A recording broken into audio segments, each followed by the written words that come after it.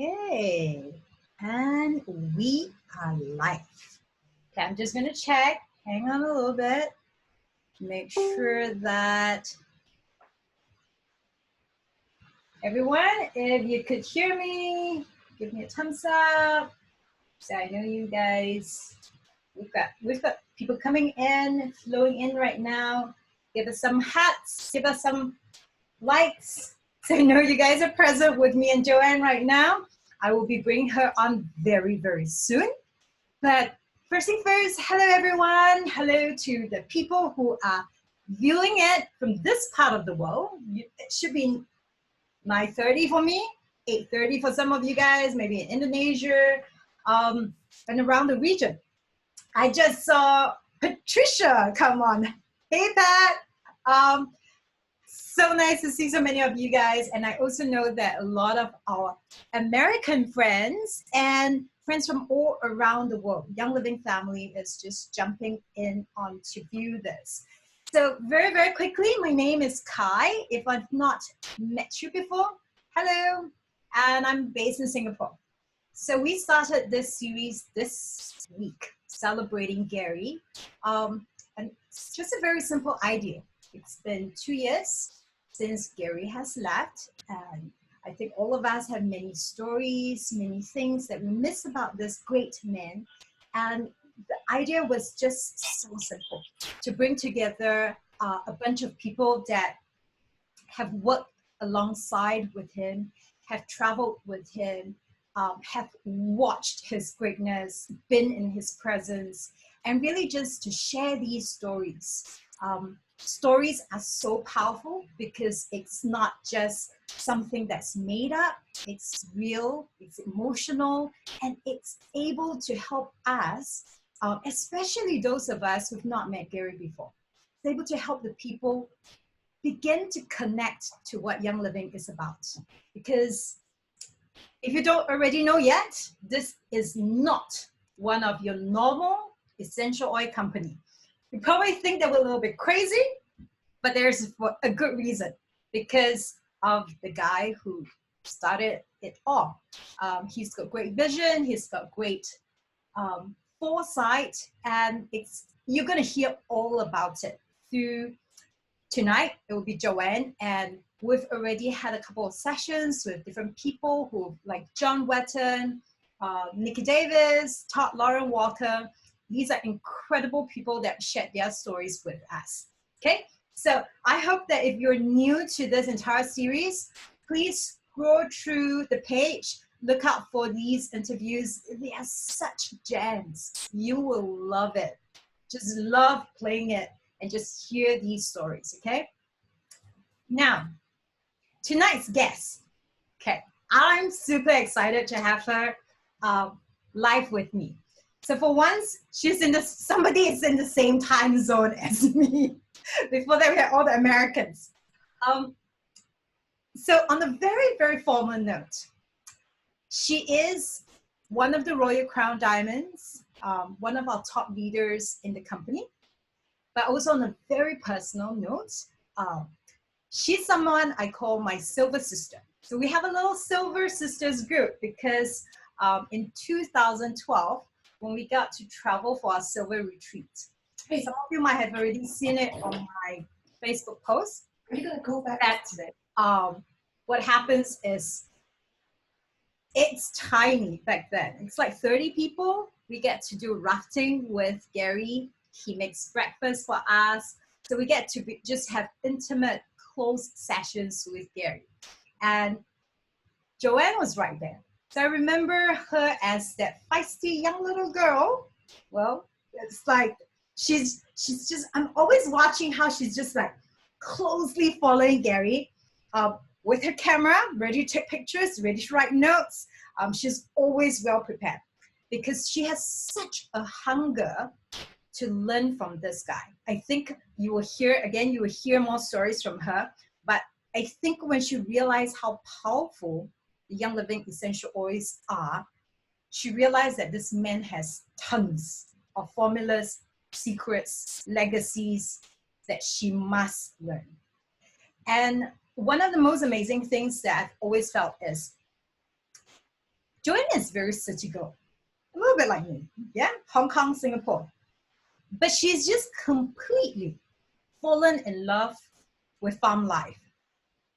Like, she adores being on the Young Living farm. She adores spending time with Gary, just working in the dirt, working the machineries. If Gary tells her jump on a tractor or anything that's like humongous and drive it, she will do it. And she's taken on such a heart of Gary's. It's really just quite amazing watching her. So without further ado, I'm gonna quickly unmute this lady and we're gonna bring her on. Say hello to everyone, Joanne. Hi, what an introduction. Thank you, Kai. Thank you. It's such an honor to be here with everybody. Such an honor to be invited to share my story. However, I do believe that we actually have loads and loads of people who are like me in Young Living. And there is so many more people who have stories like mine or even more amazing than mine. I'm just one of them, very, very many people. And I keep thinking, oh my God, there's such a long list of people that I want to add to this list, right? So maybe next year we're going to do this together, and then we're going to invite so much more people. We're going to run like a 10-day thing, right? Because just come to mind is like there's Anna Maya, there's Sherry Ross, there's Marcella, all these Kathy Farmer, Vicky Offa. Oh my God, their stories go back way back 20, 25 years, some of them, right? I know. And I've only been in Young Living 9 years. That's like oldie already nowadays, right? I know.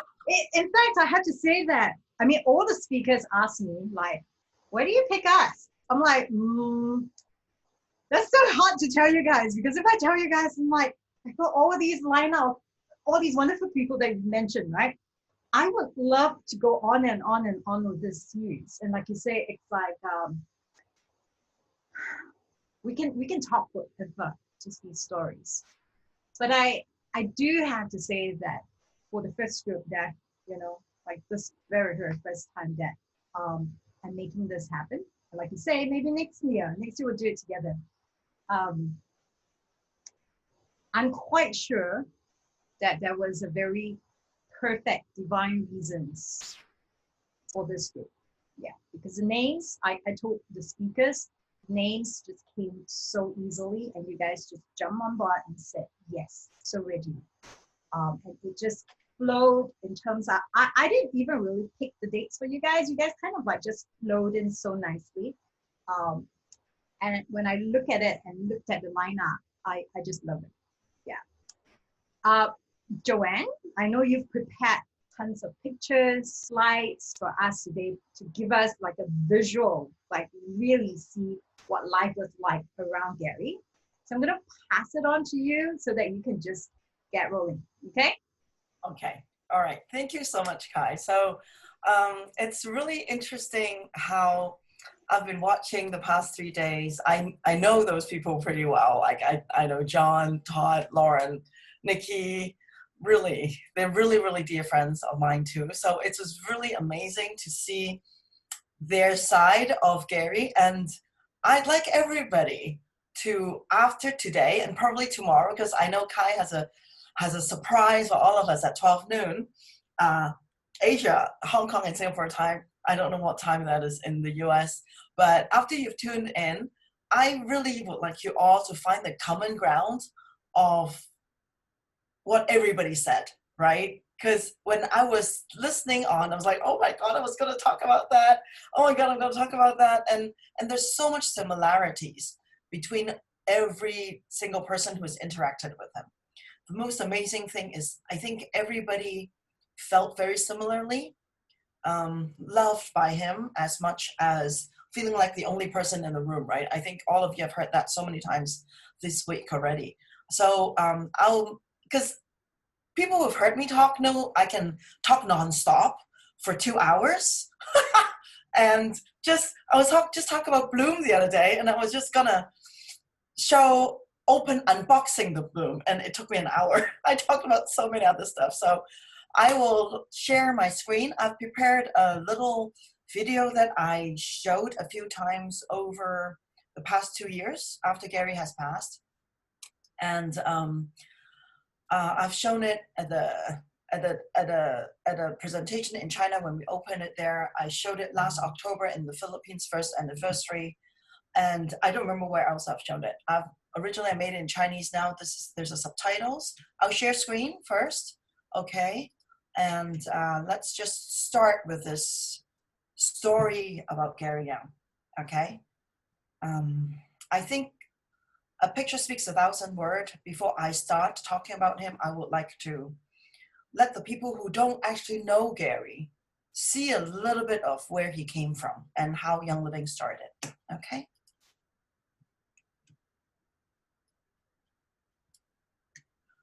Why is it not playing?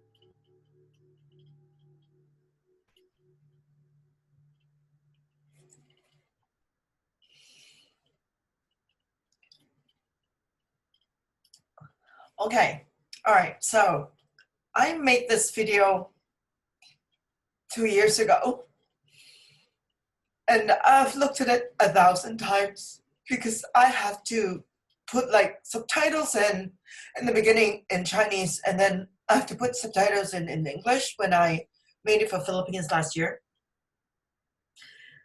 But still, every time I look at it, I still cry.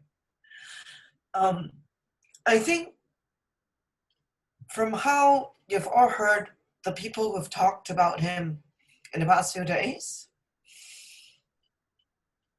I think we've all cried while we were preparing for this.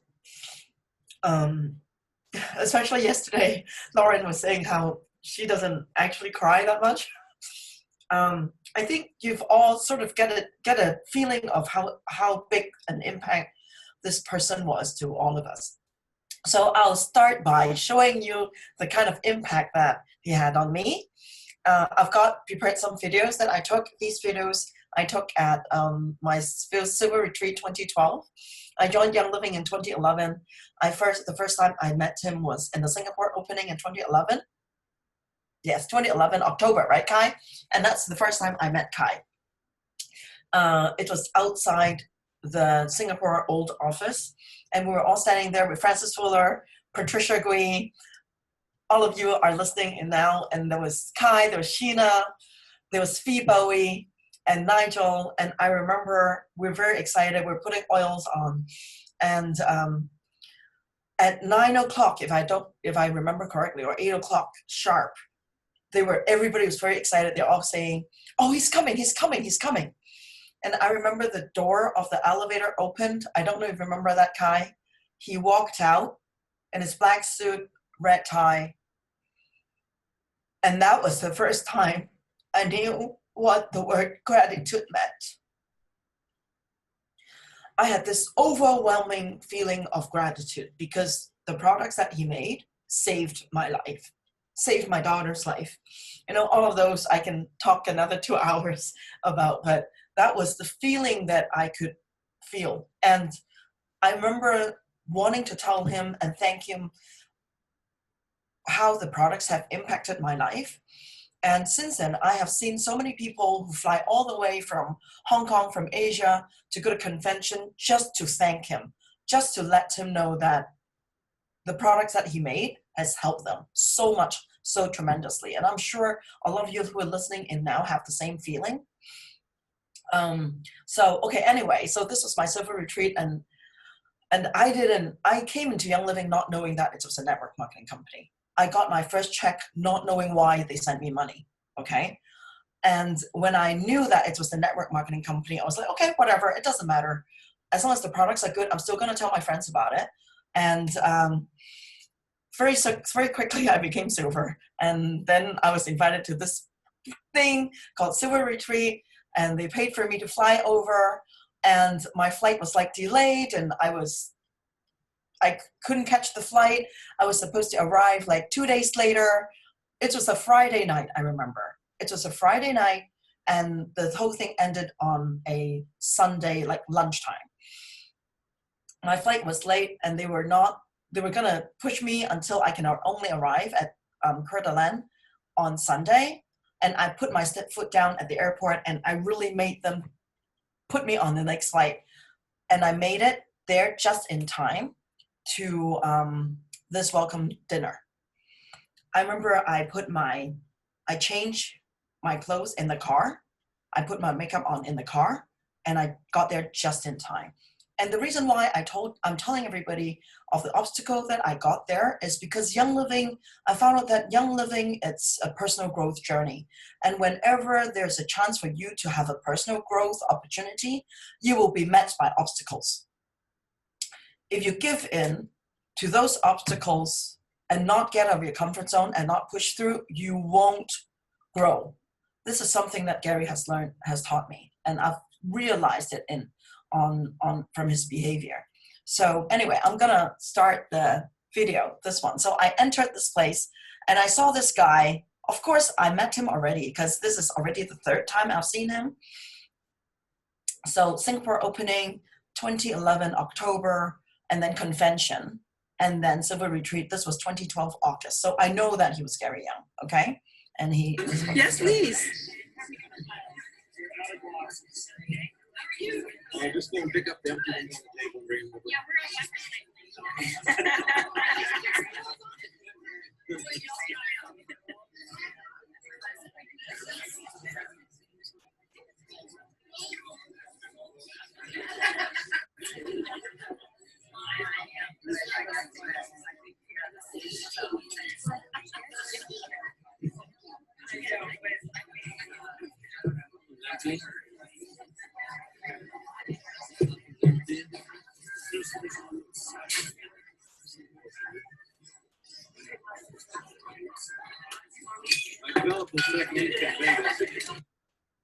So there he was, the CEO of the company making me a Ningxia cocktail.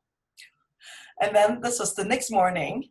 We all went to the farm, and this is Gary's famous pancake. Are these the ones that were in the packaging that was at our last convention? Yeah. I just purchased that because I need to do another thing. Yeah.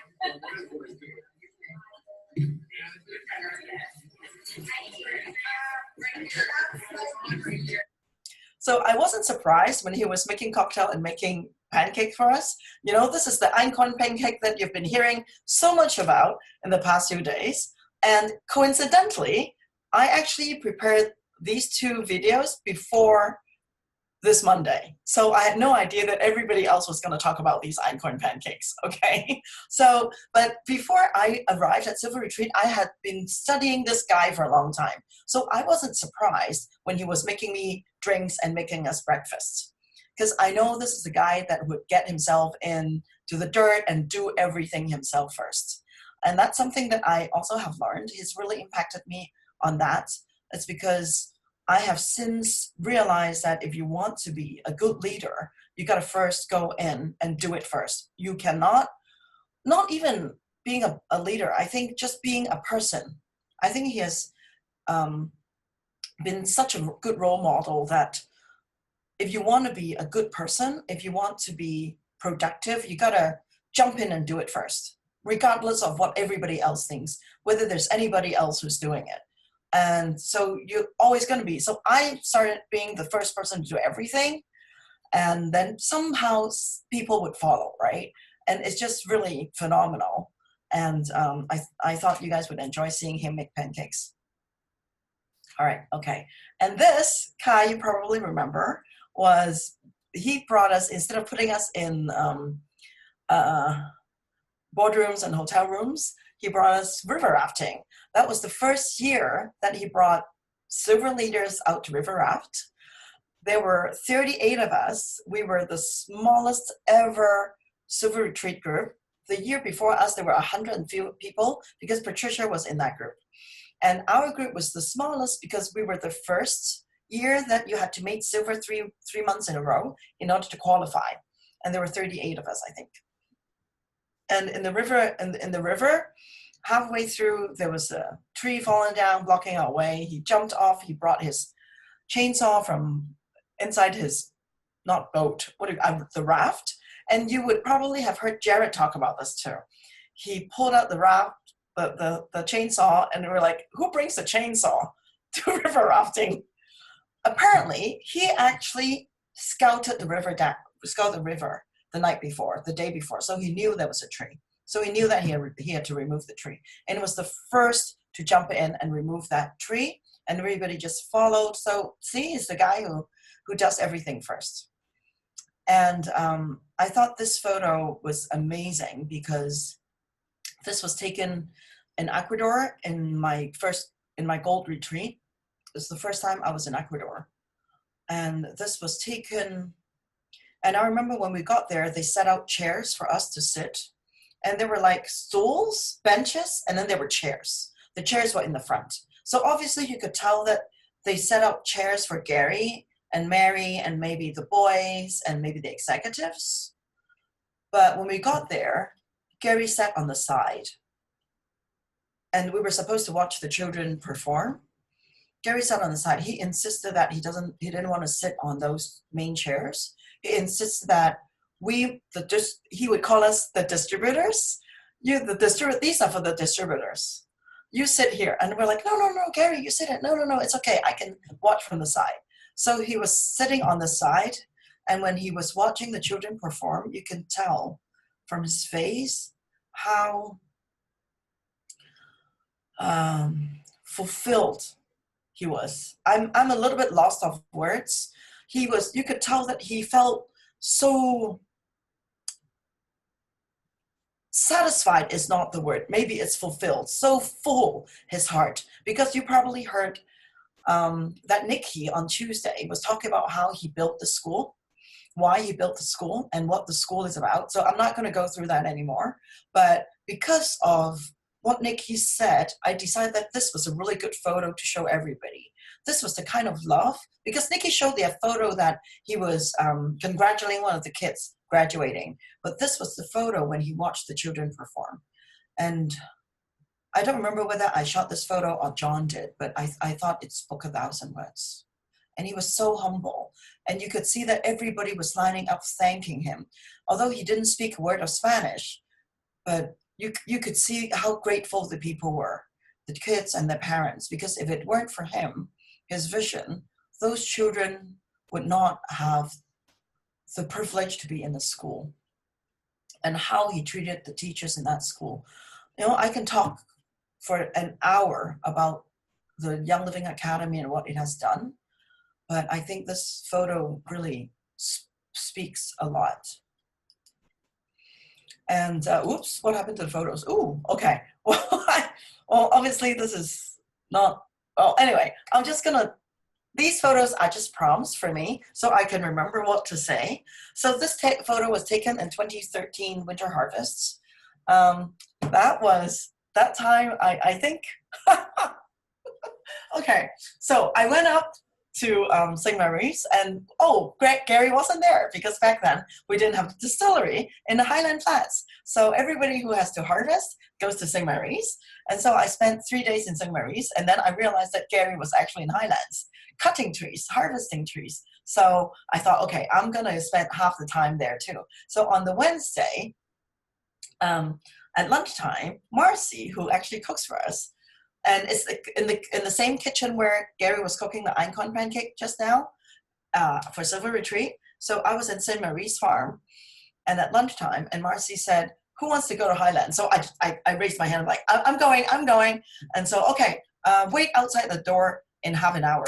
So I ran into my room, grabbed everything, threw everything in my suitcase, grabbed it, lugged it through the snow, and got onto my ride. My ride was a truck, was a semi-truck that was supposed to bring the chips down from Highland Flats to St. Mary's.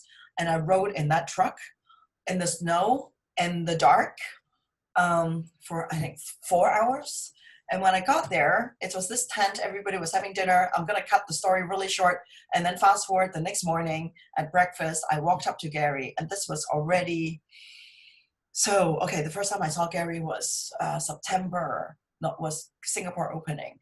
And then it was Convention 2012, and then Silver Retreat 2012. In September 2012, he came to Hong Kong with John.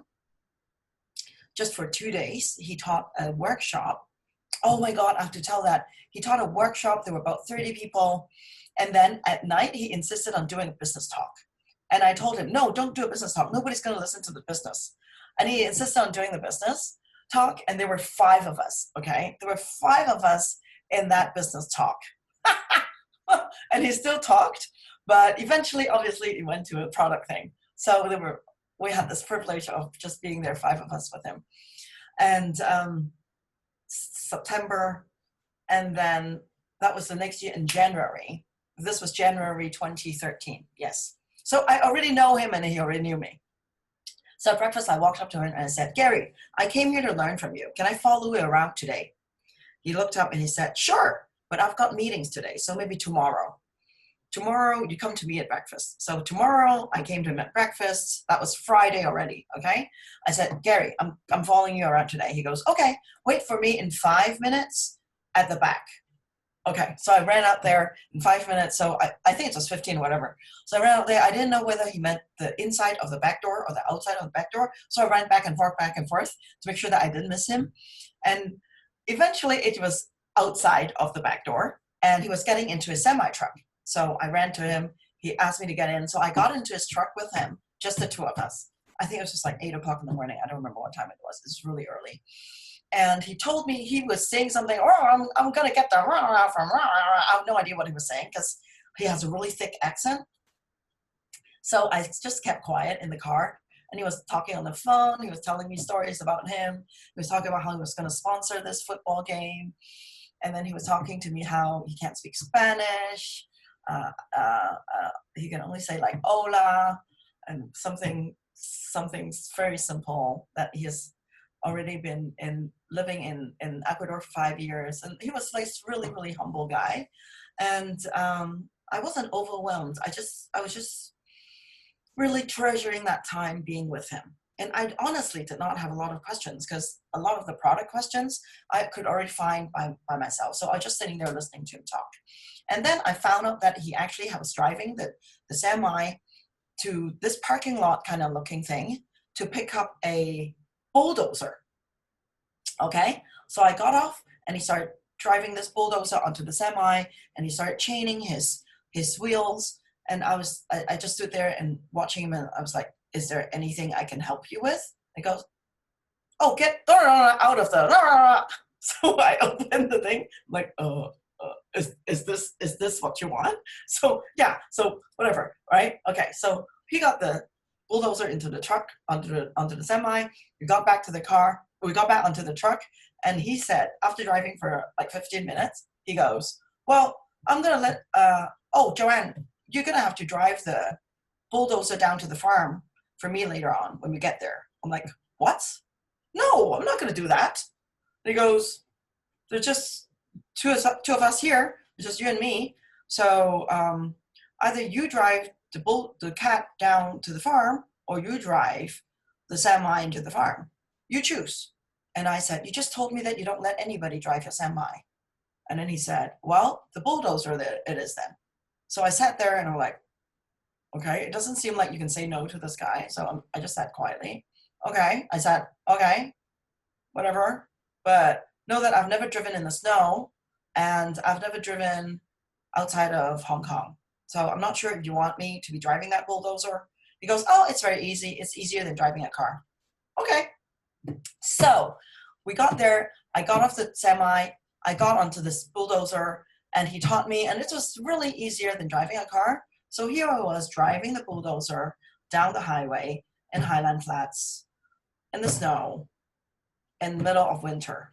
Okay. And it was fun, it was very empowering. And he took out his phone and started recording me and he was laughing because I was going, ah! I was screaming as I was driving the thing. And it was really funny because it was really icy and I was gliding and then I'd pull it back up and then it was gliding and then I'd turn the corner and drive into the farm. And as I was driving on the farm, everybody was clearing and clapping and cheering on because they were all like gigantic 6'5" guys watching this little small Asian woman driving a bulldozer down to the farm. But that was very empowering.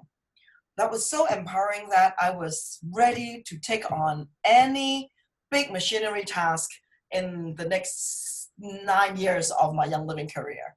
So since then, I've driven a bulldozer, I've cut down trees, I have driven a chipper, I've driven all the machines on the farm, okay? And since then, I've brought hundreds of people into the farm and hundreds of people have driven bulldozers and cut trees down. So that was an amazing, empowering experience that Gary put me through. And it sort of allowed me to realize that I've got potentials that I didn't know that I had. And as I've written in my book, he saw the potential in me that I never knew I had. And he brought it out. And he believed in me before I believed in myself. And he believed in me so much that I don't think anybody else had believed in me as much as he had. And he really brought out that confidence that I never knew I had. you know what, everybody thinks like, oh my God, Joanne, you're really smart, you're so confident, blah, blah. I'm not confident. I always thought that I was dumb. I always thought that I was stupid. It was only because of Gary. I was courageous to try things that I didn't think I could succeed. It was only because of him. I wasn't afraid to, I wouldn't even use the word fail. Only because of him, I had the courage to try and see every mistake, every failure, or every time I didn't make something work. It was a way to make myself better. It was a way to challenge myself and overcome that challenge and becoming a better person. And I really miss that, because during all that time while I was building the Young Living business, I was seeing him like 6 times a year. And the reason why, and I think a lot of people in Young Living know that I chased him around the world. For those of you who don't know, I have been to about 12 of our farms. I've been to Winter Harvest, I think, 5 times. I lost count. Wherever he was, I wanted to be there, because he just gave me this energy, and he gave me that knowing that I can do anything that I put my heart to. And I really want to bring that back to Hong Kong or Asia, or to anybody who hasn't had the chance to meet him in person and to feel that energy. So after I came back from Silver Retreat and from Harvest, I promised myself, because I know not everybody can have that privilege like I did, to drop everything, my children, my family. And to that, I'm really grateful to Eric that he would allow me to do this. And I promised myself that I'm going to bring his heart to the people who hadn't had the chance to meet him in person. So that's what I do every day. Just remembering what Gary would do. What would Gary do? What would Gary say? I'm sorry, this is... Obviously, everybody knew that I was going to cry.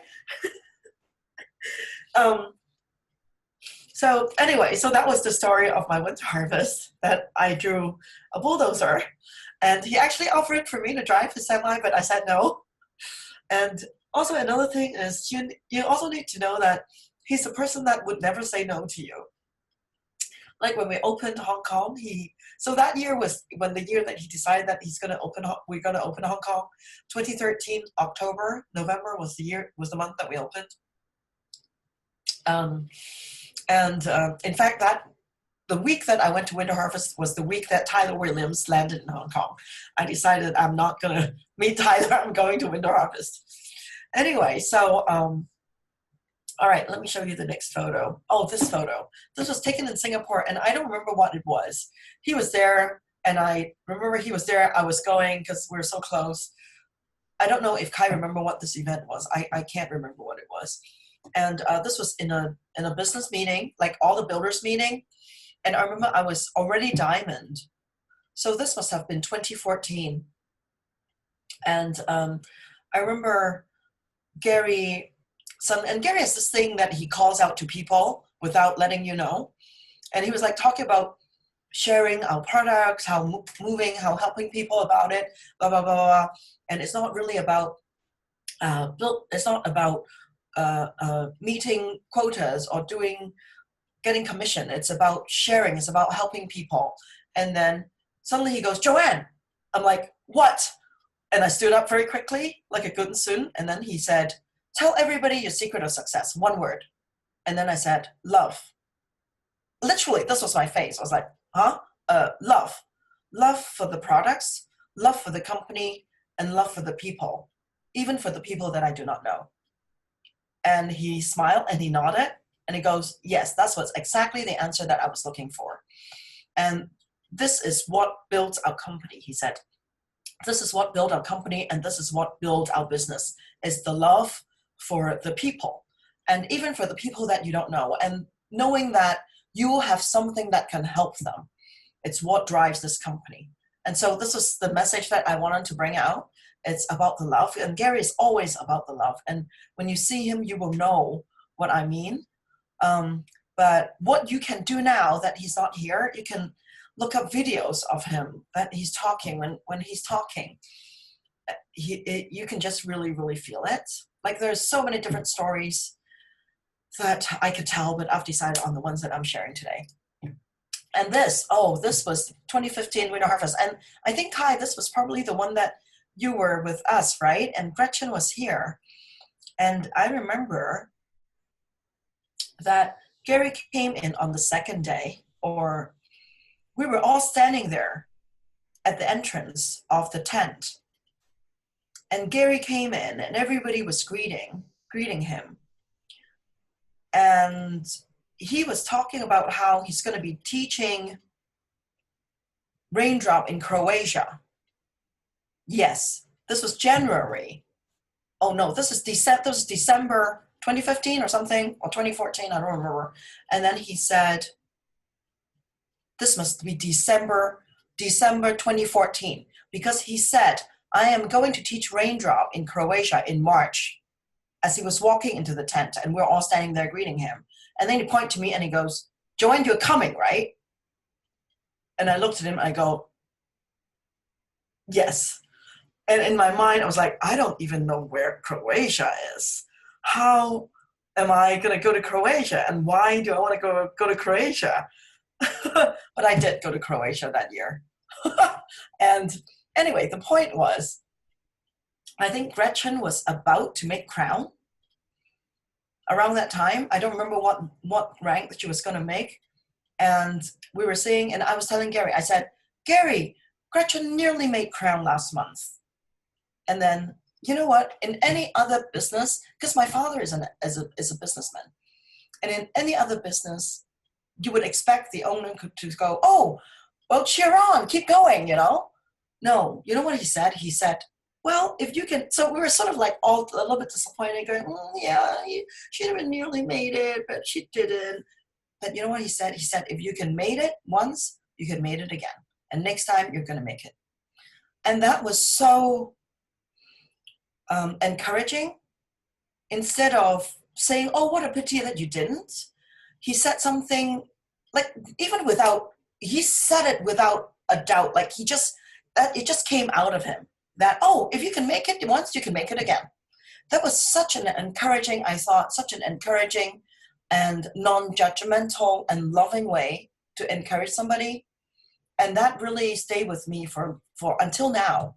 Like so now when somebody in my team nearly made a rank but didn't, this is what I would say to them. If you can make it once, you can make it again. If you can do it once, you can do it again. And I just really love the way he talked to us. And I thought I want to share that with everybody. Oh, and this was 2014 in Diamond Retreat. This was actually, I just made Diamond and I was Francis Fuller's guest. I didn't qualify, but I was able to go. And I think the year before, Kai, you went to Oman, right? As Francis Fuller's guest. Oh, what a blessing that was. So I was here at Diamond Retreat, and this is something that I really want to share with you guys. So I have to give you a little bit backstory. So Gary learned how to distill and grow lavender for 5 years in France, in Provence, learning from this guy. His name was Marceau Espieux, and Marceau Espieux has then passed away, I think, if I'm not mistaken, from cancer. And the lady in the white shirt is Madame Espieux, so Marceau's wife, okay? And this seems to be a surprise for Gary. So we were on a road trip and we were on buses and we were on our way to the farm. And somehow we all stopped at this little house, which used to be the old distillery of Marceau.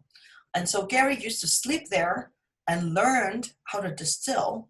But since Marceau has passed, it has been, or retired, it has been sold to a couple and they've turned it into a restaurant. So in that little house, there's photos of Gary and Marceau and Mr. and Mrs. Marceau and a little bit of something, right? And so we were all sitting there, like standing outside this little house, this little restaurant, taking photos. And suddenly Mr. Landau, who is Nicolas' father, our French farm, our manager from a French farm. His name is Nicolas Landau. We call him the Lavender Prince in Asia. And the father of Nicolas is Jean-Michel. Oh God, I don't remember his name. I just remember his name is Landau, his last name. So apparently he has brought Mrs. Espier to meet Gary, because Gary hasn't been back to France for a very long time. So this was I had the privilege to record what Gary said when he was surprised by Mrs. Espier's appearance. I'll play this video. Marcel's wife, Martha, and she's the one that would take care of me while I was here, feed me, make sure I ate.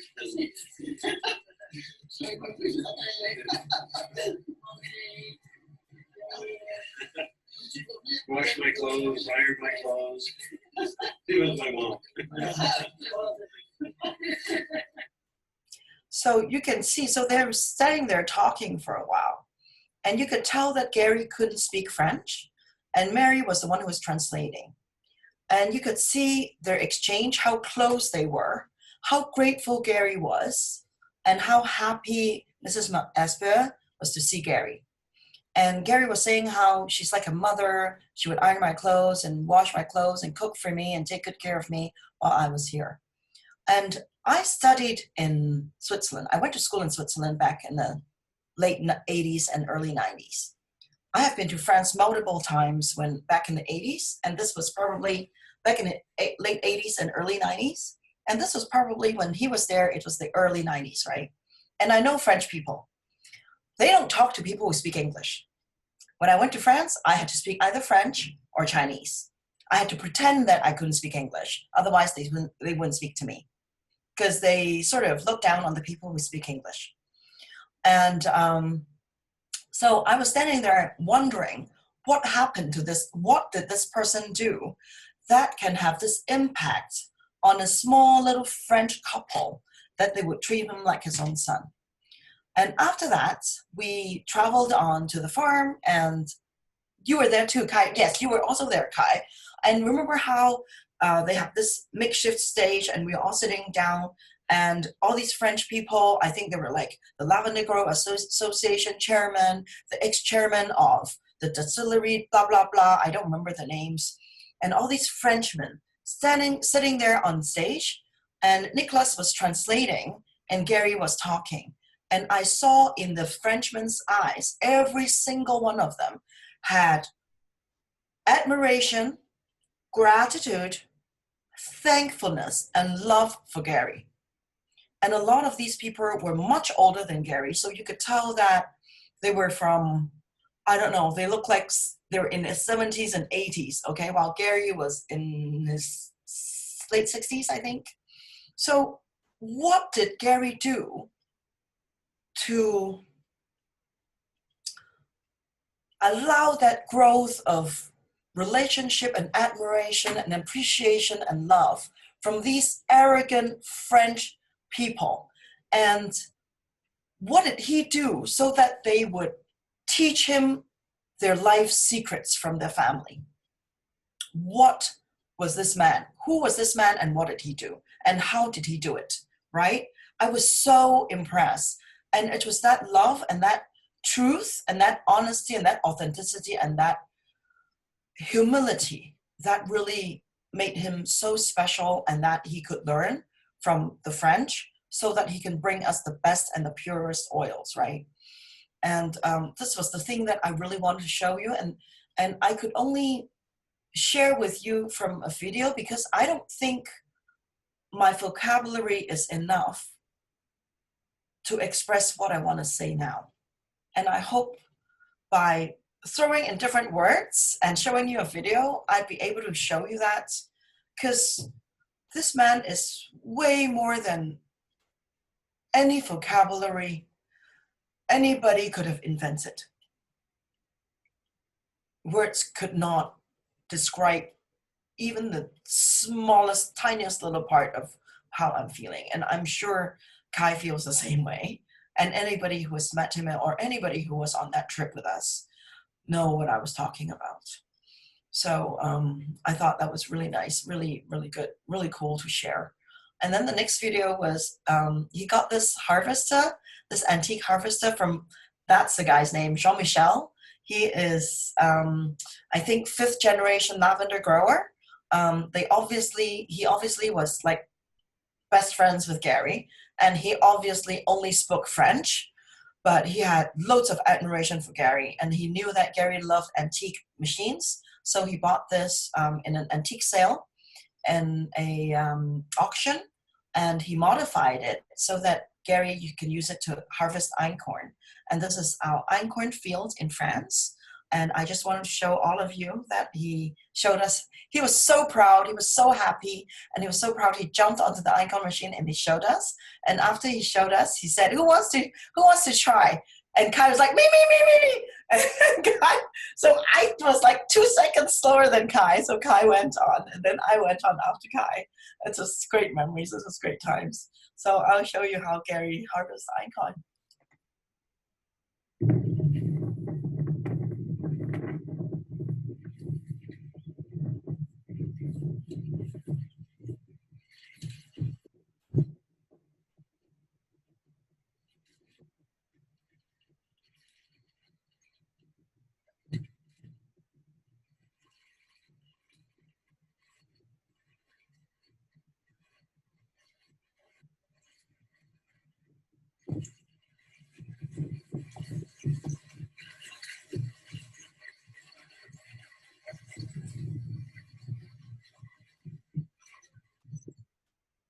And for those who are new to Young Living or who didn't know Gary very well, he really tried to use mostly old ancient ways to harvest our plants.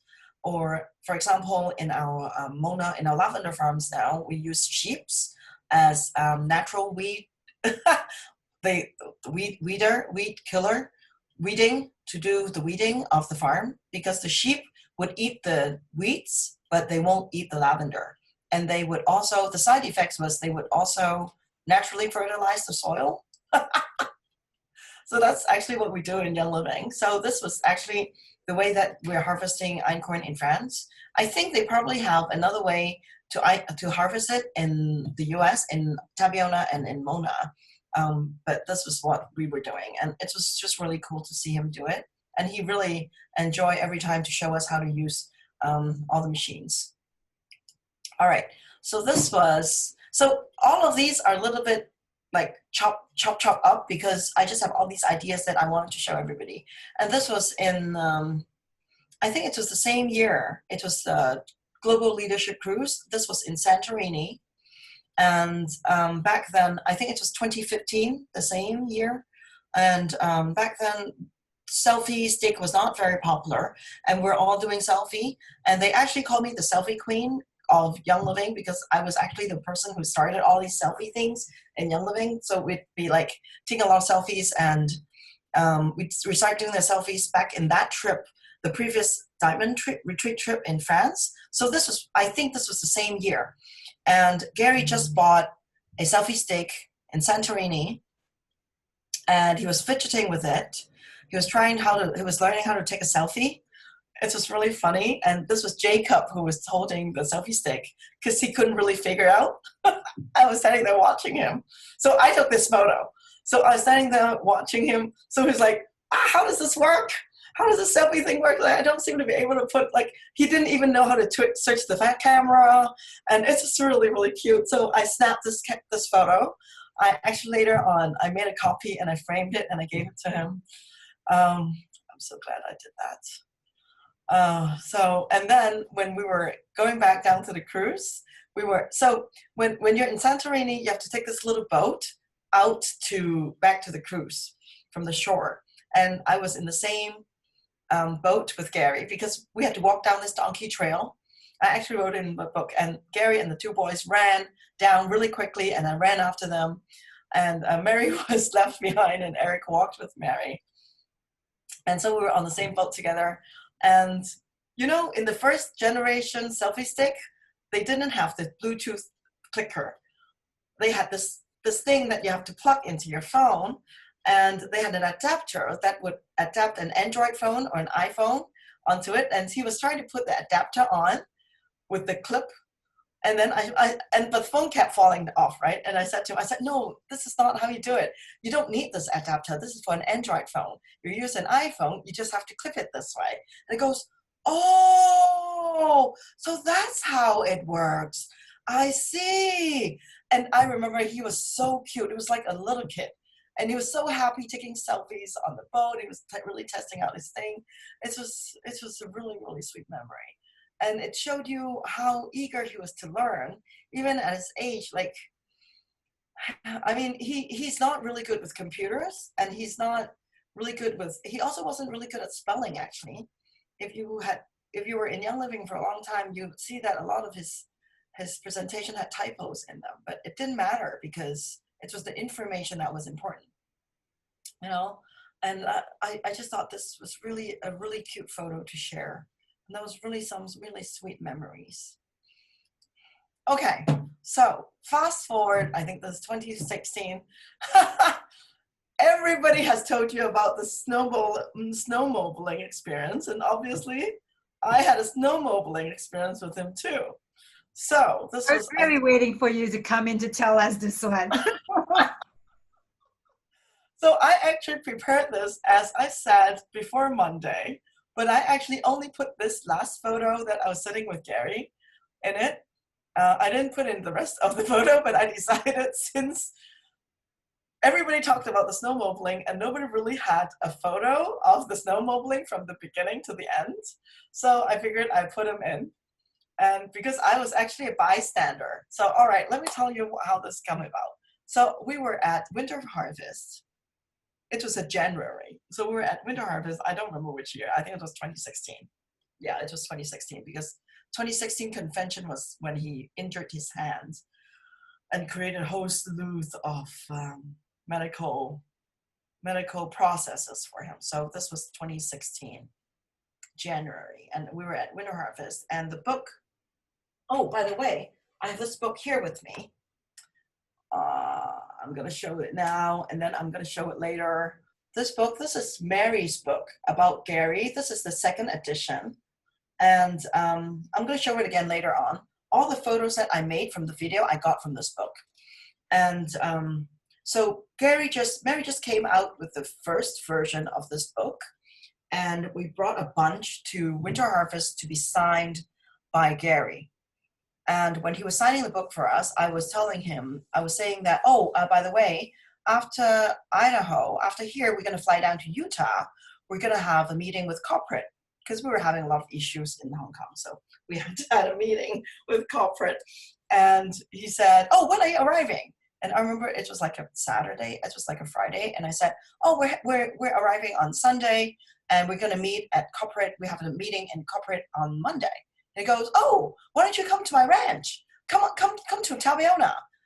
And I said, I would love to. He said, I would love to show you the ranch. I said, sure, okay. So Sunday night, the ex-CEO, COO of Young Living, Travis, he's since left, called me and said, hey, Joanne. I said, yeah, as for our meeting tomorrow morning, Gary called me just now and asked if you want to go snowmobiling tomorrow instead. You don't want to go to snowmobiling, right? I said, yeah, I want to go snowmobiling. You don't have the gears, right? You don't have the clothes, right? I said, I can buy them. You really don't want to drive 3 hours up to Tabiona, right? I said, I don't mind. And then he was like, oh, okay. And then I said, yeah, so where do I meet you? He goes, okay, come to corporate at whatever time. I think it's like 10 o'clock. So 10 o'clock, we got to corporate, we got into his car, and then we went to buy ski clothes, because I already packed up all my ski clothes. I don't remember where they were. They weren't with me. And anyway, so we got our ski clothes, and then we drove to a place that was 2.5 hours away. And Jared was there, Jacob. So Jacob, Jared, Kevin Pace was there. Kevin Pace was our CFO back then. He's still a consultant for the board. And we got off the car, we got into the semi, and you can see that the first photo there, he was gearing me up. He was putting helmets on me and all of that thing. And I was like, okay, I don't know how to put this on. So he was putting it on me. And then he said to me, there were a fleet of snowmobile. The one that you saw yesterday, or 2 days ago, that Todd was driving. There was a fleet of snowmobile. And Gary said to me, Joanne, I've got the fastest of the fleet for you. And I stood there and I was like, I don't know how to drive a snowmobile. I've ridden in one before, but I don't know how to drive one. He goes, oh, it's easy. It's like a motorcycle. I said, I have never driven a motorcycle. I can't even ride a bike. And he stood there and was like, oh, okay. I think I was very surprised that I can't ride a bike. So and then he turned to Eric and he goes, Eric, then you drive this. And I was like, oh, okay. And then he goes, Joanne, you're right in that, I don't know what you call it. You see in that small photo, it's like, it doesn't have wheels. It has those ones that the wheels that is like a tank, those wheels. I don't know what it's called. So I rode in that with Skylar. I think that's his name, Skylar. And I got into the car. I call it the car right now, okay? Got into the car. It was already 12 noon, okay? Oh, right. And when we were getting ski wear on the way to the snowmobile site, Travis stopped at a gas station and said, Joanne, you might want to get something to eat. So, Joanne, you might want to, I said, no, I don't want any junk food. He goes, no, you want some beef jerky. So I got some beef jerky, and he goes, you want some health bar. So I got some health bar. I was like, okay, whatever. I didn't know, I knew something was up, and he couldn't tell me. So I grabbed some beef jerky, and I grabbed some snack bars. And then I rode into that little car thingy, and I saw Wolfberry Crisp Bar and Ningxia Red, and it was 12 noon. And it didn't look like we were going to lunch. Okay, so anyway, I rode in that, and very quickly, the fleets of snowmobile zoomed, right? And I was following straight in this little warm tractor thingy, going bop, bop, bop, bop, bop, bop, bop, bop, bop, bop, bop. And we turned, and it was exactly how Todd mentioned. They zoomed up and out of sight, and when we went over there, everybody was gone. And I could see that Eric was in the ditch, down, all the way there. In this third photo you see, you can see by where Jacob was standing, how deep the snow was. So apparently, I don't know what happened. Eric drove down there, and Gary with his shovel needed to shovel him out. So everybody went in and saved him. So that went on for 3 hours, 4 hours. And I don't remember how many times anybody has got stuck. I remember Kevin got stuck once or a few times. Eric did a few times, I think. I don't remember. It was a blur. And we spent the whole afternoon there. And when, I think it was 4 o'clock, after 4 hours, we went to this plane, gigantic big plane. And we could get off. And we could get off. And I remember Gary said, Joanne, you want to hop on? Oh, Eric is saying it's 20 feet, okay. So Gary said, Joanne, you want to hop on? So I hopped on to his back, and he said, are you ready? I said, yep. And he said, hold on. And I grabbed on dear life, and I heard, woo! And I zoomed. I don't know how fast. I had no idea, because I was falling off the snowmobile. And I didn't dare to open my eyes. I had helmets on. I didn't dare to open my eyes. I just felt very windy. And I felt we were going uphill. It was a big plane, but it was all uphill. It was very wide and all uphill. And I remember feeling, because I had my eyes closed, I was holding on to his shoulders, to his chest, and I had my face on his back, and I had my eyes closed, and I was screaming. I was going, ah!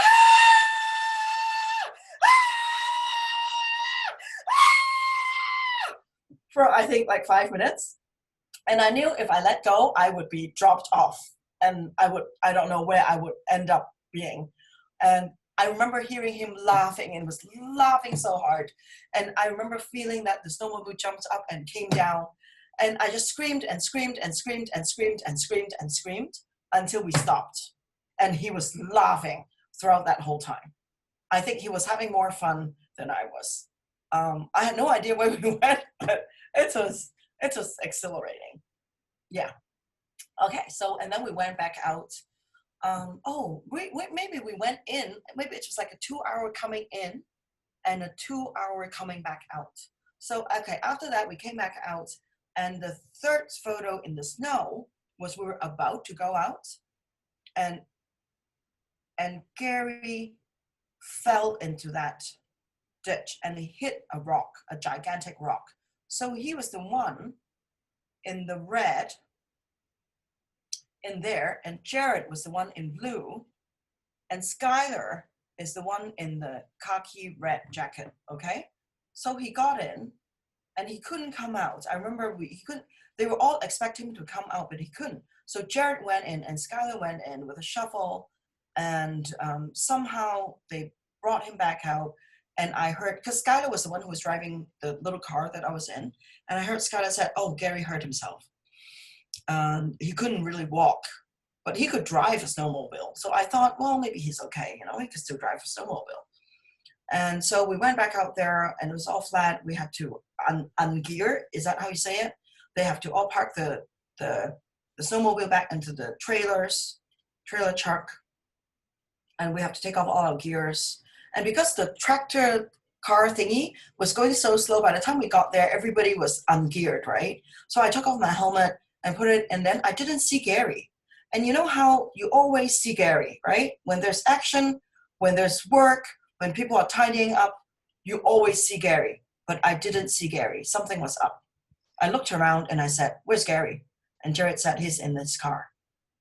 He can't walk." I'm like, "What?" "Yeah, he tore something." I was like, "Oh." And I literally, I said, "Oh shit." So, and I have an oil pouch with me. I have an emergency oil pouch with me. Eric always made me carry an emergency oil pouch wherever we go. So I had in my emergency pouch, I had helichrysum, sacred frankincense, lemongrass, panaway, copaiba, and highest potential, I think. So I said, "Oh shit." And he was in the driver's seat. And I walked up there. He was sitting on the driver's seat with his legs out. And Jared said, and I remember Jared saying, "He's going to drive back." I said, "What?" "Yeah, he said he's going to drive back." I said, "He can't drive back. He's torn something. He can't even walk." "What do you mean?" Because if Gary could not help tidy up, he could not drive. Because I know the guy, right? So I got out there and I said to him, I said, "What's going on?" He said, "Oh, I think I might have tear muscle or something." And I go, "Oh." And he looked like he was in pain. And I know that because I know that Gary is in constant pain. I don't know if any of you know that he's actually in constant pain since his injury back in 1973. Even when he's walking now, he was in constant pain every day. I don't know if you know that. And every night, Mary had to massage his legs with Panaway and Cool Azul. And I don't know if any of you know that he actually made Panaway for himself because he was in so much pain. And he made Cool Azul. And he made Deep Relief and Ortho Ease and Ortho Spot and Agilis and Power Meal. And then what is the other thing for rebuilding muscles? They made those for himself. He didn't make them for anybody else because he was always in pain. So, and I knew that. And for that guy to be not able to walk, something is seriously wrong. So I opened my pouch and I said, "I've got some oils here, see if," and I took it out and he goes, and so he grabbed my oil pouch, right? He grabbed my oil pouch and he was like, "Oh, let's see, what do you have here?" So it was like fumbling through and and I remember, so I'm gonna pretend that I'm him, right? So he looked, "What do you have here?" "Oh, lemongrass." And he said, "Oh, Panaway." And he said, "You know, this used to be my go-to oil." He opened it up and then he threw some on his shin and he rubbed it on. And then he said, what else do you have? Oh, and I said, lemongrass for your ligament, just in case. He opened it and he threw it on, and he threw some on. He actually, this was how he put oils on. He took it out and then he went like this. Oh, there's a lot actually. And then he rubbed it on, right? And then he took out helichrysum. So I had helichrysum, and then I said helichrysum. And he goes, oh, but this is expensive. I have my own. So he leaned backwards, he leaned across the chair, and he opened his jacket pocket, and he took out a bottle of helichrysum. And then he said, I get it cheaper than you. And I'm like, please. So he got his helichrysum, and he started putting it on. And that guy had helichrysum, and he didn't put it on. And he put it on, and then I said, and then what else did I have? I had cobaiba, I had panaway. He put sacred frankincense, and they put it on. And then the last one was highest potential. He took it out, and then he goes, what's this? I said, it's highest potential. He took it out, he looked at it, and he smiled. And he smiled this knowing smile. And I don't know, for those of you who are listening in, highest potential was Gary's favorite oil. He wore it every day. He put it on every day, and he put it on every morning and every night. And he always had it with him. And he took it out, and he smiled and looked at me, and he smiled this knowing smile, and I smiled back at him. Sort of like, I know this is your favorite oil. And he was sort of like telling me that this is my favorite oil and you have it with you all the time. And he didn't, you know. Oh my God, I'm so proud of myself. And he did this, and he took it out, and he went like this, and he sniffed it. And I could see his face relax. And that was, that was the time when I felt like, of all the things that he's done for all of us, I wonder how many people really had the privilege to serve him. And I had that privilege. It was,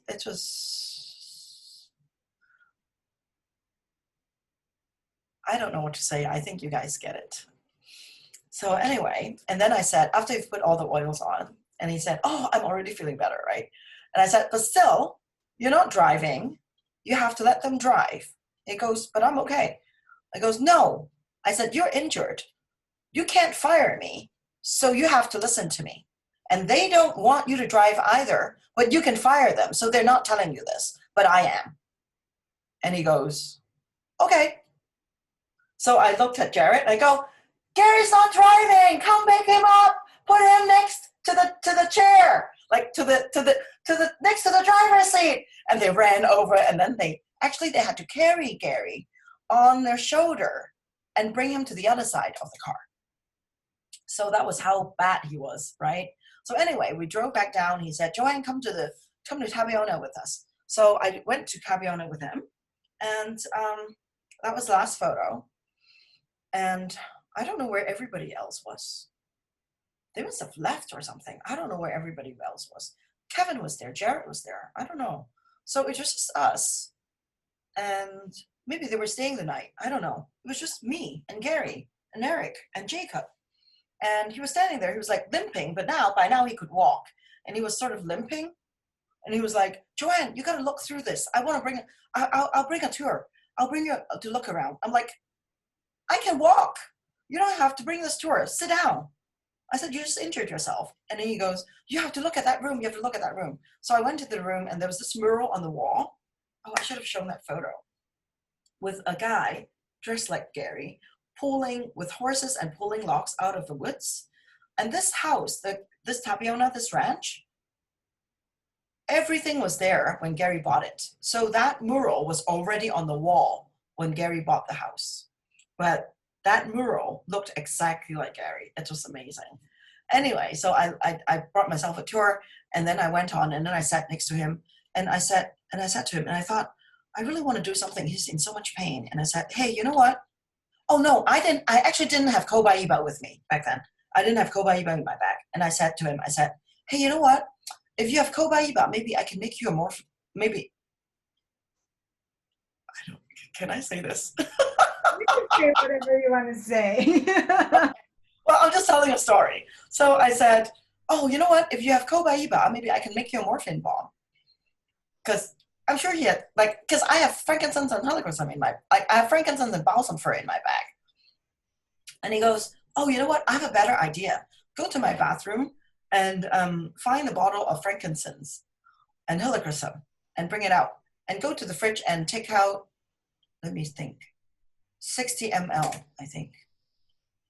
180 ml. No. And pour out 180 ml Mindwise. So, and then he turned to Jacob and asked Jacob to pour out the Mindwise, to take out the Mindwise from the fridge. So I went to the bathroom and I opened the sink bottom and I started looking through his oils and I couldn't find the helichrysum. I could only find the frankincense, and it was in a mineral essence bottle with the frankincense label, you know, with the red frankincense label. It was in a dropper, you know, in a mineral essence bottle. And not in a mineral essence bottle, but, you know, in that kind of bottle. And then, but I couldn't find the helichrysum. So I sat there and I had the mineral essence and he poured it out into a glass that was like this, like in a rock glass. He poured out about half a glass of of Mindwise,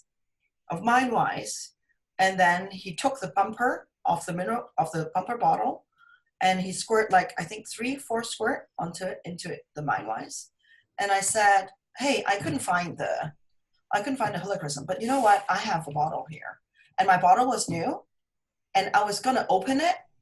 And he said, no, but it's really expensive for you. I said, what? Come on. I said, what are you talking about? You saved my life. I mean, you changed my life in ways that nobody else could have done. And you're talking to me about an $84 bottle of oil? Come on, are you serious? And I said, besides, I bought it with my commission check. So I opened it and I was about to drop. So he said he wanted 80 drops of frankincense and 80 drops of helichrysum in that 180 ml of Mindwise, okay? So I opened the helichrysum and I was about to drop it and I was like, and then I was about to start dropping and counting and I'm like, oh, forget it. I opened the orifice and I poured the whole bottle in. I swirled it and I gave it to him and he drank it. And then I got some water and because I got him warm water, I remember, because he looked really cold. And I got some warm water and I poured the warm water in and I swirled it and I said, don't waste the oil in the glass. And he drank up. So he was like this little good kid, right?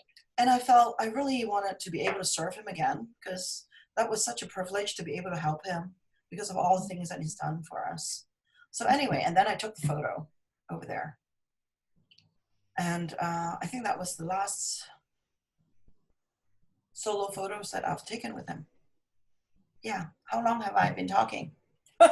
Yeah, I mean, it's you know, it's actually really something to just sit here and listen to you talk. I'm like there's so many stories and clearly memories. Even just you've just shared something that I'm sure everybody's like copied it down. I'm not telling everybody, please do not drink a whole bottle of helichrysum. No, only please Gary drinks stuff like that. But okay, no, please do not. But I'm also being mindful of time, so we're at 10:50 right now. But I do know some people might have questions. I don't know if you have more pictures or are you okay to take questions? I'm okay to take questions. I actually only have like 3 more photos that I took in the Northern Lights farm just this past March, okay? The white colored house is our distillery. Mm-hmm. And the distillery is facing the north and okay, so you see on the right side of the photo is the north. Uh-huh. The direction that we're facing is the east. Yeah. And no, the direction that we're facing is the west, and we have our back to the east. So our distillery actually can see everything from the northern lights to the sunset to the sunrise, okay? And these are all our trees. And there's something that I really, really need to tell everybody about Gary and his plans for this farm. And the reason why I put these photos in is because of this. So, Kai, you were there in 2014 when we were in our diamond retreat in France. He just bought, it was in August, he just bought the land in Fort Nelson, and he was about to build the farm. And he showed us an aerial photo of the land. And I remember I saw just trees, and he had this parts where he drew out. I'm sure you remember. Yeah. I remember very vividly. And I remember him standing there and talking to us about it. And he said, I'm going to build a distillery here. I'm going to build a da-da-da here. There's going to be the da-da-da-da. And I'm going to build this visitor center here. And I sat there and I thought, why do you want to build a visitor center there? Who is going to go to that part of Canada up north? We don't know where, freezing in the freezing cold. Who would want to go? And that was 5-6 years ago. And I have since been to that farm 5 times. The first time was 2017. And I have been to that farm 3 times last year, I think. And I know why he wants to build a visitor center there. Because it's a place like no other. Because it sits on it's a 10 minutes drive from a little town called Fort Nelson. A little town of only about 1,000 people now. There used to be 2,000 people there back in 2017. It used to be a very busy little town with oil and gas industry. And they've now moved, the US companies have now moved out of that little town. So only about 1,000 people are left, but it's a town of people who have the purest heart and the most amazing friendship, most amazing people. And the people who work at our distillery are the most loving, caring, compassionate group of people that really, really resonate with the company. And that town can hold up to 20,000 people in one go. And, but I think the maximum we've had on that farm was 100 people, 100 and so people now currently. And that's why I don't even know what I'm trying to say there. And so this photo here was taken in March. It was in the middle of the Northern Lights Festival. And the farm manager has plans for us to pull us in, not snowmobile, but they call it, it's very similar to snowmobile.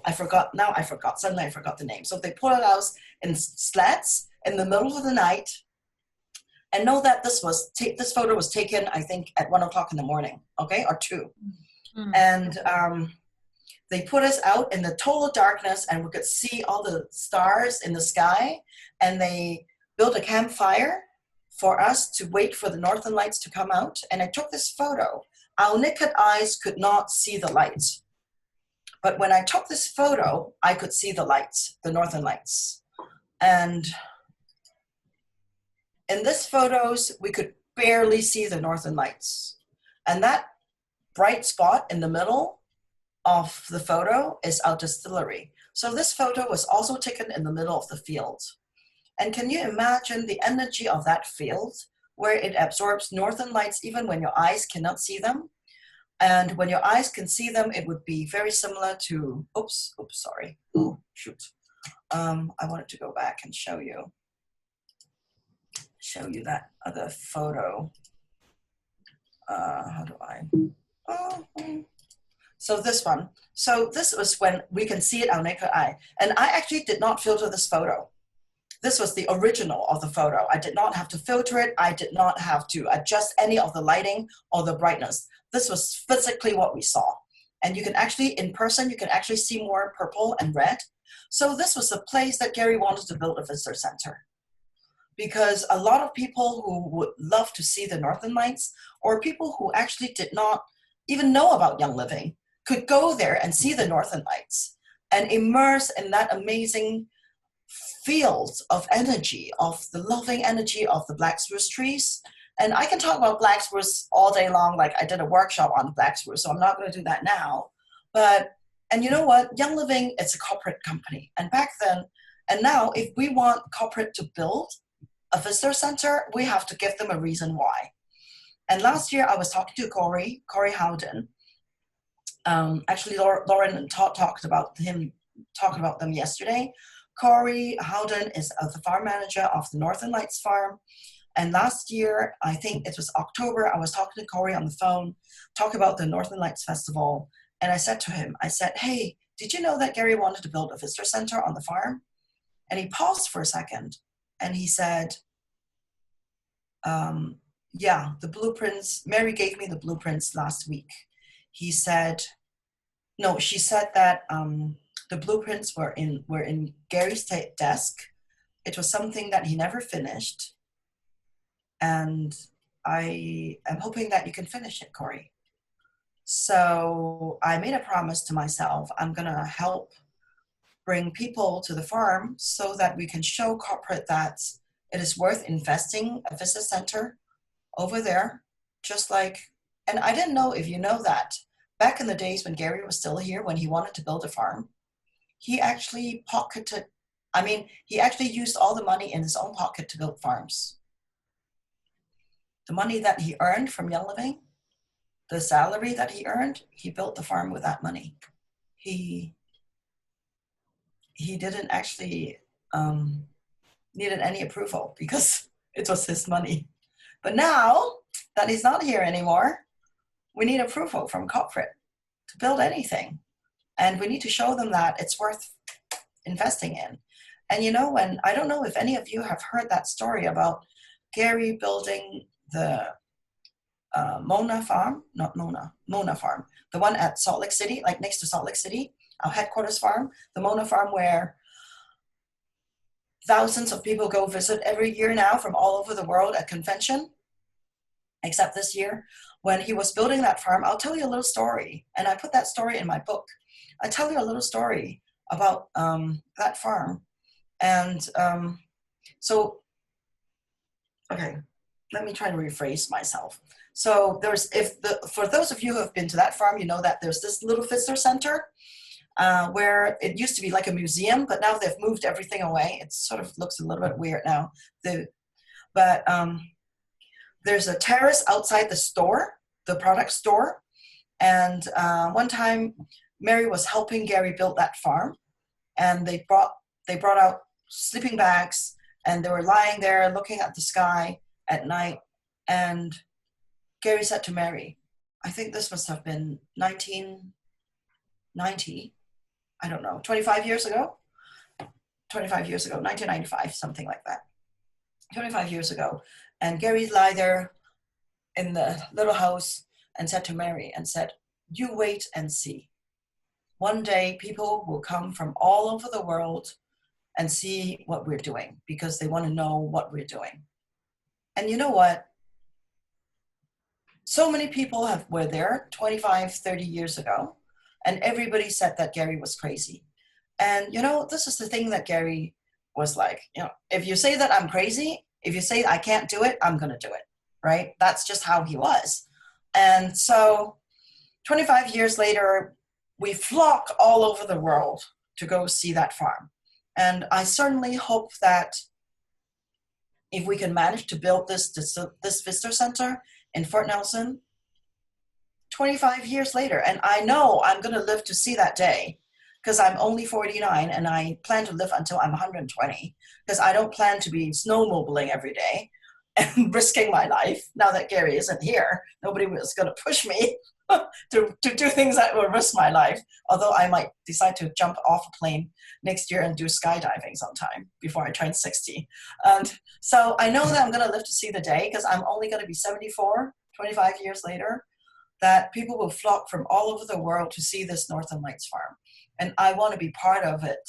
I want to be part of the reason why, and I want to be part of the people who make this happen. And please, please, please help me make this happen. I promised myself I was going to bring 800 people from all over the world to that farm this year in March. Because of COVID, the day after I arrived, we had to do social distancing. Can I talk about Gary talking to me? You have a quick 2 minutes, don't. Okay, well then no, I'll say it for next time. It's not a 2-minute story. You can do it. 2 minutes. Okay, all right, okay. So I've always felt that I can talk to Gary anytime now because he's no longer trapped in his physical body. I can reach out and, change the channel and I can talk to him. So story number one, I have two though. Story number one, Cyprus. Guy's gonna kill me. So story number one, Cyprus story, I had to vet something for corporate about the Cyprus, how long it's being distilled. And I remember it was in one of the EODR, and I have like 5 different EODR versions, right? And I had to really find the information very quickly. So I pulled out one EODR, I couldn't find it. I pulled out the next EODR, and then I said to myself, and then suddenly I realized I could just ask Gary where it is, and he'd tell me. So I sat there and I looked at my book, and I said, Gary, tell me where it is. I need to find it now. So I looked at the back of the indexes and find Cyprus, and obviously there are like 50 different entries of Cyprus in the EODR. And I looked at, is this one? I turned the page, and there it was in the little corner of that page, Cyprus and how long we need to distill it for. So I got that information. So Gary gave me that information. And then the second Gary story was, so I was in Fort Nelson. It was the day of the opening ceremony. It was the second day after I arrived, or the third day after I arrived. It was just that morning when everybody was announcing social distancing and corporate announced social distancing. But we had people flying from Asia to Fort Nelson. Some of them are on their way. Some of them are on the way from the US, right? And so what are we going to do? Are we going to close this festival? And then we have musicians coming up. And so I was sitting there with Corey and Kathleen, who helped Corey organize the festival. And we were sitting here, and Corey was like, oh my God, what are we going to do with all these people who are coming? I said, don't worry, it's all going to work out. What about those concerts? What about the theater? Now we can't use the theaters. Now we don't know who's going to come. I said, you know what, don't worry about it. It's all going to work out. And so he was sitting there planning. And I was sitting there, I was like, you know what, let's ask Gary. Let's ask Gary what we should do. What would Gary do? And Corey would say, Gary would totally keep going. I said, yeah, Gary would totally keep going. And then, so he was talking to me about the musicians and where they can play.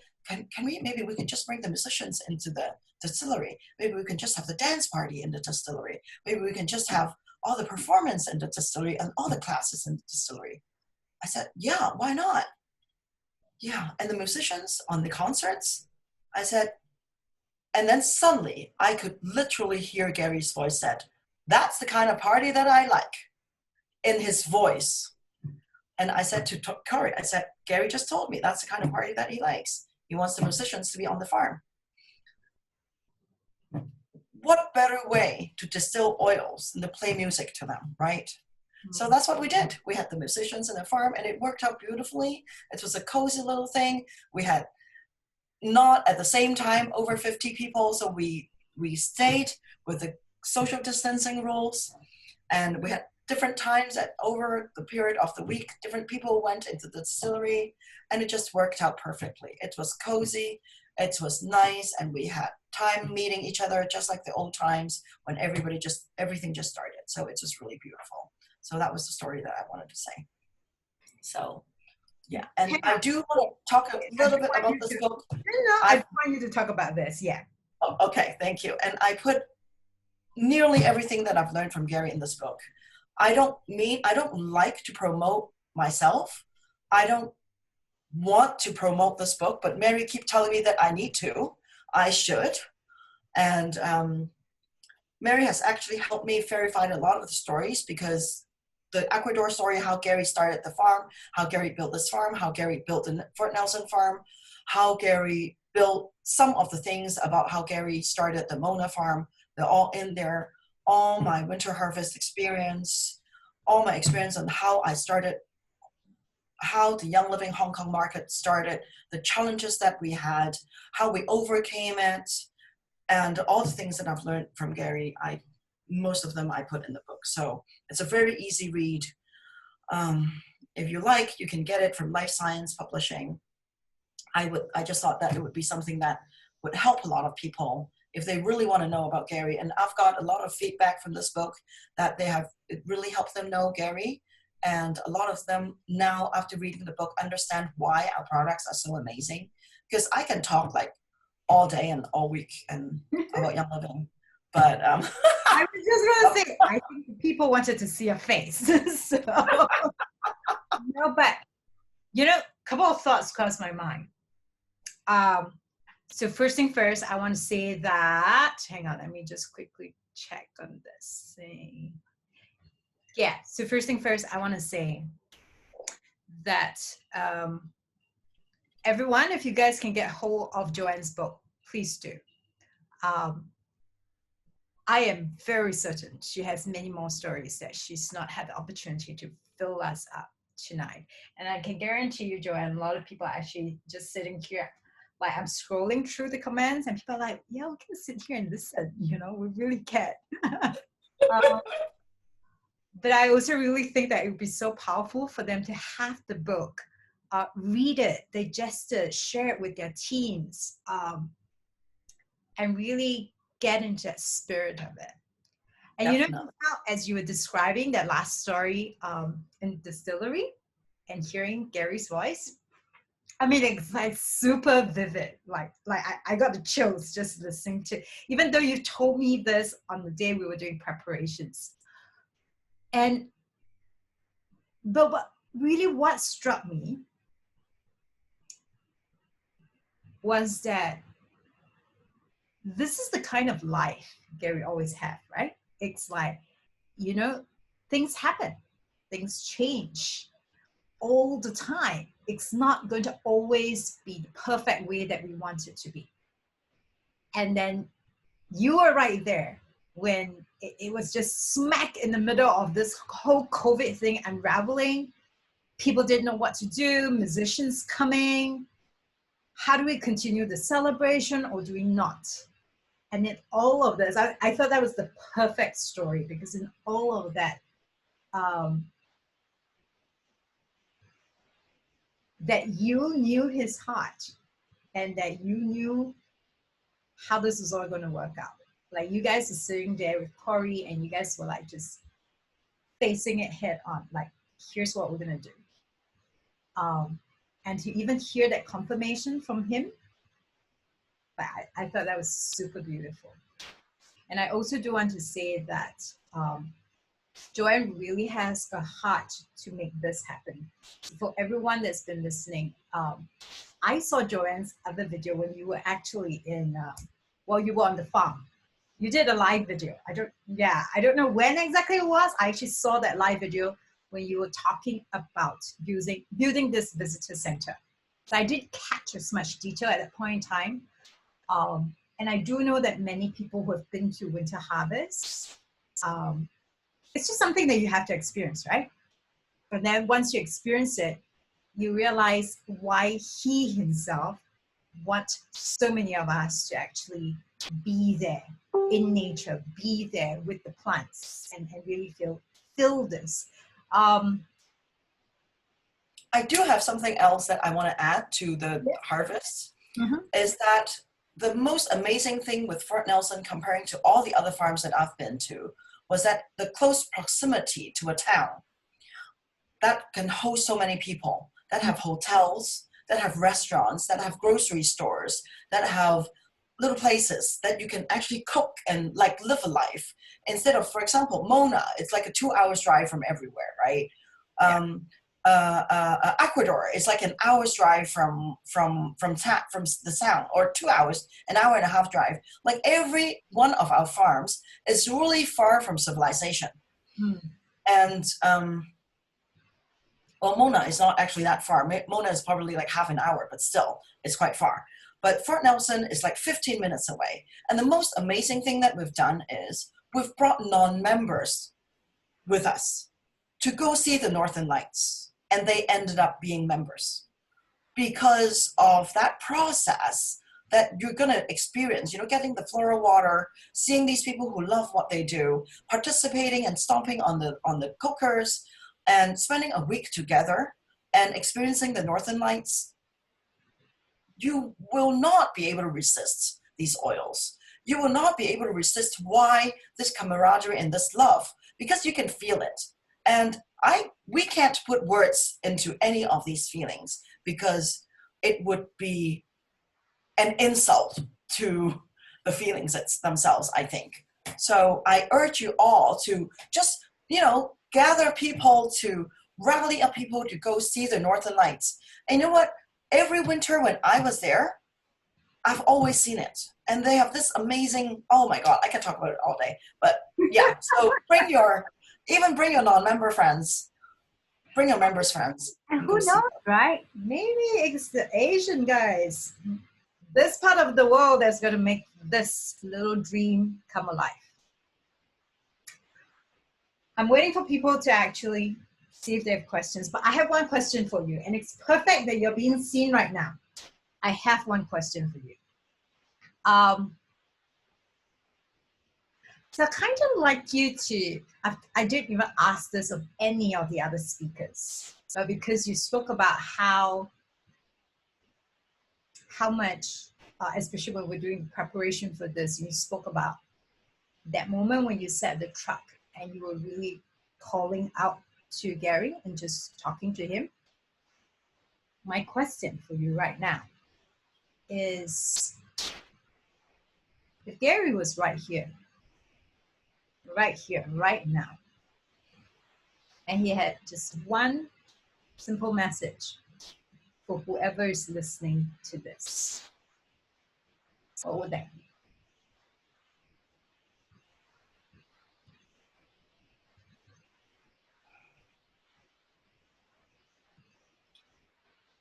Okay, give me a moment.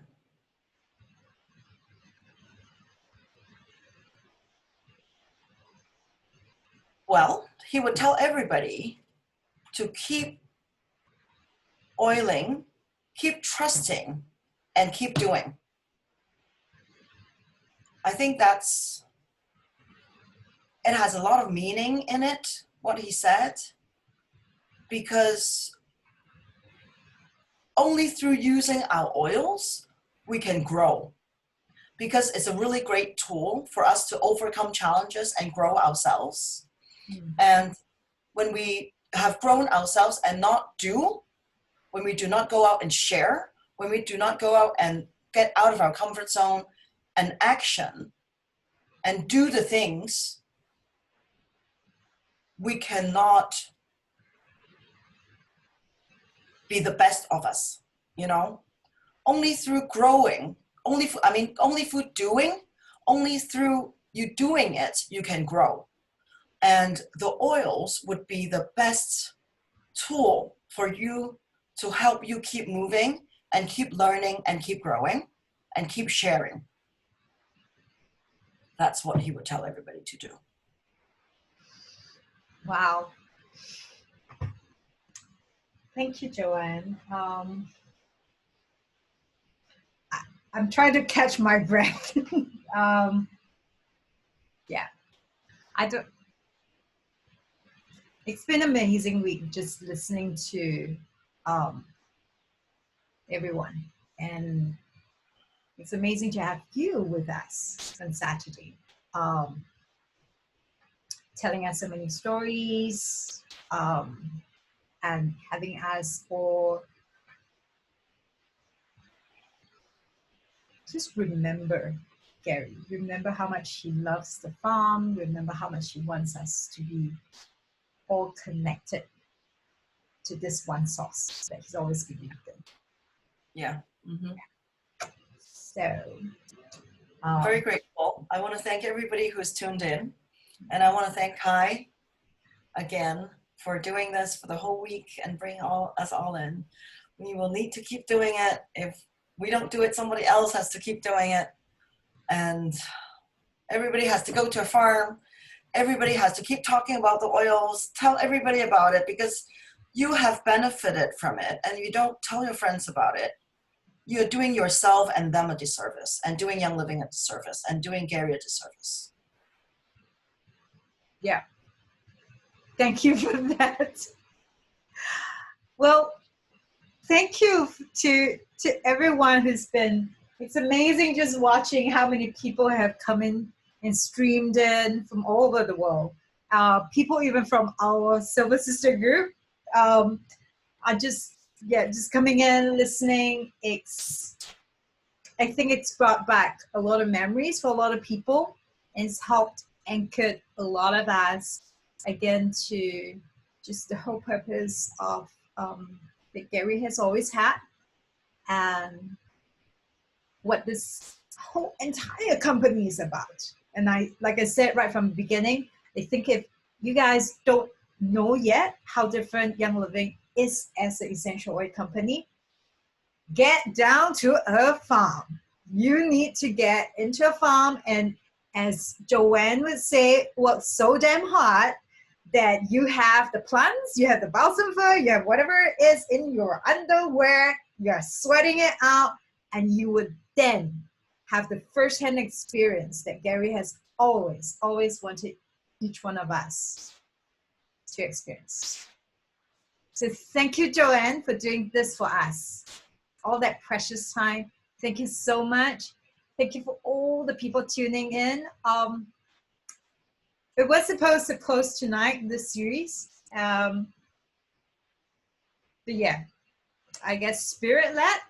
We decided we would ask one more person, and this person would be a very special person to Gary as well, that we felt would be perfect to just really close off this entire week of sharing. So this session that we've surprised ourselves with as well is going to happen tomorrow.